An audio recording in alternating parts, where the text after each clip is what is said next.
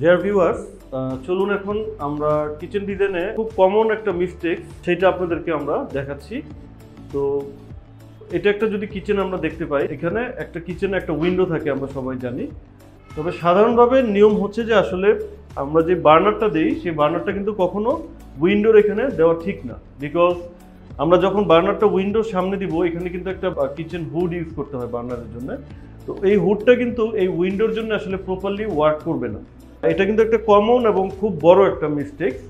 এটার জন্য কি উচিত ছিল যে আসলে আমাদের বার্নারটা এখানে আসা আর সিঙ্কটা এদিকে যাওয়া। তো আমরা কিন্তু অনেক সময় এই ইন্টেরিয়র নিয়ে যদি আসলে এই প্ল্যান না করা হয় তখন কিন্তু এই মিস্টেকগুলো হয়। তো যারা আসলে ফ্ল্যাট কিনতেছেন তারা অবশ্যই আপনার ফ্ল্যাটের প্ল্যানটি আপনার আর্কিটেক্ট বা ডিজাইনারকে চেক করিয়ে নেবেন, যাতে এই কমন মিস্টেকগুলো আপনারা আগে থেকে এড়াতে পারেন।